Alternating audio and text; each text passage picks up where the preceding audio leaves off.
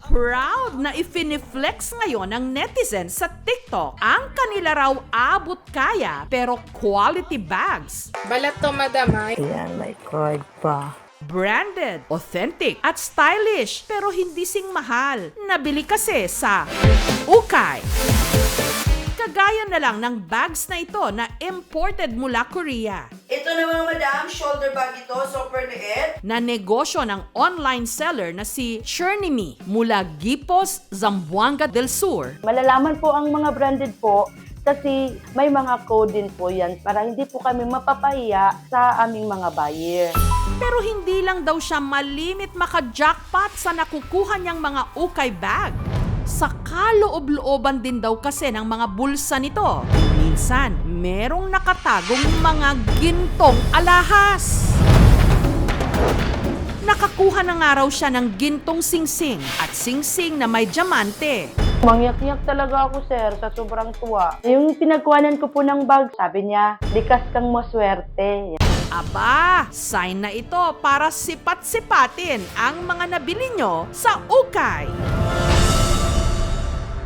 Ang puhunan ni Chernimi sa tinda niyang Ukay bags, 15,000 pesos na bawing-bawi na raw sa halaga ng nakuha niya ritong dalawang singsing na nasa 20,000 pesos. Pero sa Korean Bale, kalahati sa isang sako, branded po sila. Minsan po, 5 piraso lang po ang hindi branded. Kaya yun ang napipili ko po kasi mas mabibenta po sa amin ang mga branded. Ang laman ng isang sako, nasa 25 to 60 pieces ng bag na naibibenta niya mula 150 to 2,000 pesos kada piraso. Ang Ukay bags, isinusupply daw kay Chernimi ng kaibigan niyang online seller din, si Maymay mula Cagayan de Oro City. Hindi naman daw siya naiinggit kay Chernimi nung nakakita ito ng alahas dahil siya raw mismo. Sa bulto ng Ukay, meron ding alahas na nahukay. May 18 carats na hikaw, singsing na 14 carats, bracelet na 15 carats, na ang kabuuang presyo nasa 50,000 pesos.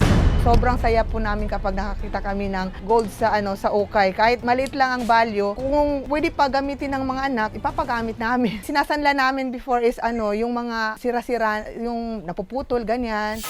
Samantala, sa isang linggo, nakakaubos daw si Chernimi ng 3 hanggang 5 sako ng Ukay bags na isiniship niya sa iba't ibang parte ng Pilipinas. Kada araw, kumikita raw siya ng hanggang 7,000 pesos. Kaya kahit papaano, nakakaluwag-luwag na raw sila ngayon.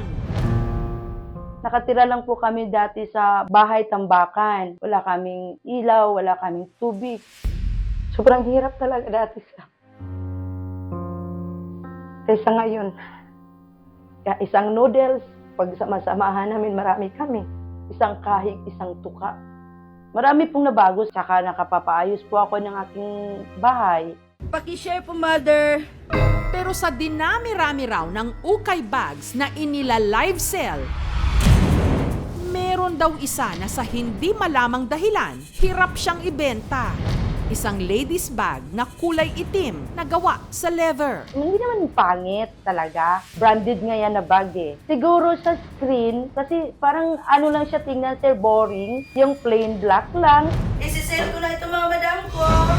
Nariyang ibagsak presyo na niya ito mula 650 pesos hanggang 150 na lang. Pero wala pa ring nagmamine. Hanggang dumating yung auntie ko galing Osamis, naghanap ng bag dito sa bahay. In-offer ko na naman sa kanya yung bag. Sabi ko, sa'yo na tong bag, maganda ito, huwag mo nang bayaran. Ayaw din niya, naghanap siya ng ibang bag.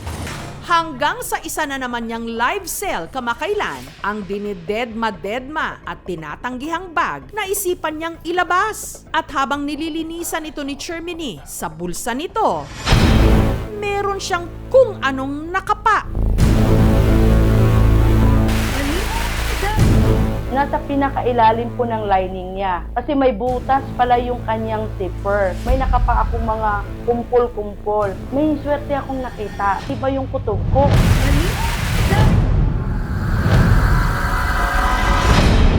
Tumambad sa kanya ang isang pares ng hikaw na may diamonds at gold necklace na may pendant na hugis puso. Nang pagbukas ko, sir, na mga ako talagang napatulo ang luha ko.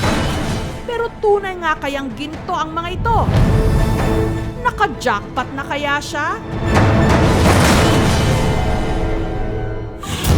Susunod, online seller ng ukay-ukay mula sa Zamboanga del Sur sa ibinibentang second-hand na leather bag, may nakuhang gintong mga alahas. Di ba yung kutob ko? Ipinasuri ito ni Chernimi sa pawn shop.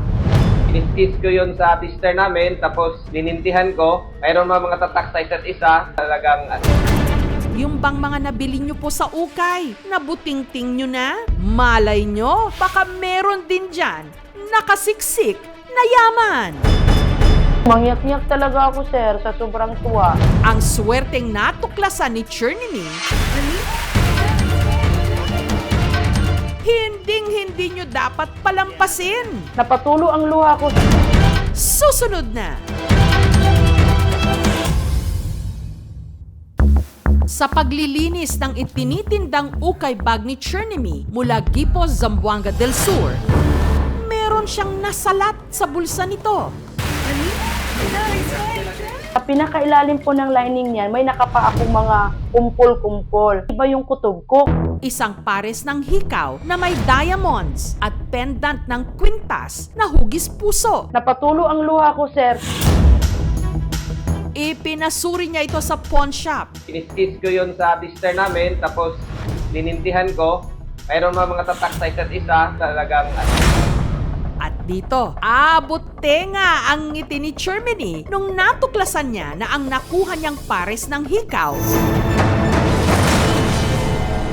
18 carats na ginto pala, nagkakahalaga ng 20,000 pesos. At ang necklace na may heart pendant, 18 carats din, na ang presyo umabot ng 30,000 pesos. Suma total, ang halaga ng nakuha niyang mga alahas sa tinda niyang ukay, umabot ng 50,000 pesos. Swerte! Tulong po sa akin yun, lalo na sa aking hanap buhay, dahil makadagdag puhunan po ako. Kapag ikaw ay nakakita ng isang item, meron kang obligasyon na dalhin yan doon sa mayor. After lamang magawa yung panawagan na yon, and the lapse of a period of 6 months, doon pa lamang pwedeng mai-award doon sa nakakita. May darating talagang swerte sa buhay natin na hindi mo ini-expect. Kahit bibigyan ka ng ganong blessing, kung hindi ka naman din mag-aayos sa pag-o-online, wala din pong mangyayari sa'yo. Talaga nga namang ang ukay bags na ito, old but gold. Thank you so much mga kapuso. Kung nagustuhan niyo po ang videong ito, subscribe na sa GMA Public Affairs YouTube channel. Don't forget to hit the bell button for our latest updates.